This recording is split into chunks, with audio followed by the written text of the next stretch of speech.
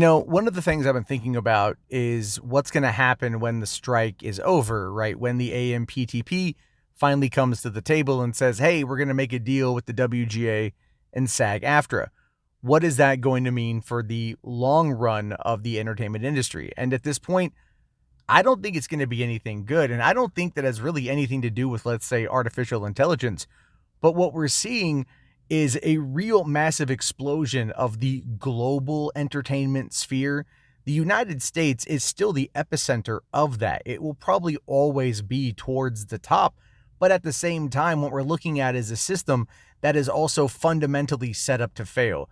Streaming services are now being called the downfall of the entertainment industry when they were initially seen as the savior, because these companies serve more corporate telecommunication masters than anything else, right? They have to make sure that their shareholders are the ones that are getting the profit off of these creations. And so they don't really care how they get there. They just want to make sure that everyone that pays them money gets paid. And that's how business operates, right? And you would like to think that to some extent, the whole streaming world would have decentralized a lot of this stuff. But unfortunately, no, a lot of these companies have really just kind of fallen into this pump and dump strategy. Nothing really feels it has a lot of meaning anymore. And the movies that do feel like they have meaning, when they come out, like Barbie and Oppenheimer, have this really big blow up because people are feeling like they're not getting a lot of that anymore.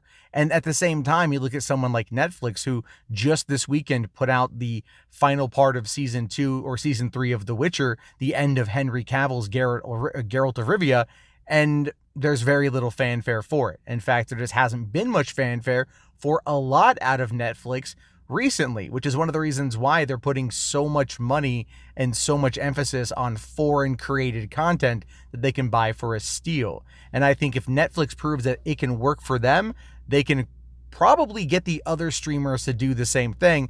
Disney is really wanting to make sure that it can get access to a bunch of sporting events outside of the country in order to bolster Disney Plus subscriptions overseas.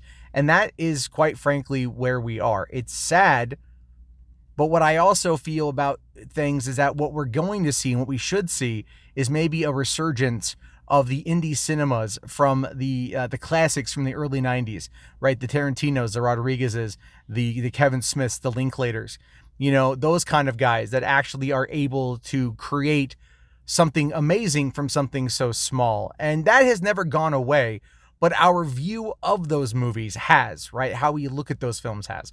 So with any luck, we're going to be seeing something very amazing coming out of this. It's just not something we're going to see from the studio system.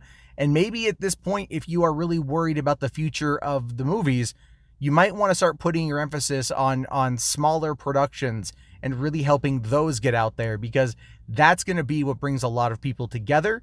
And that's going to be something that shows the studios that there is talent that will be rewarded, and it doesn't have to be something as, as rare as Barbenheimer. But as always, I do want to hear your thoughts.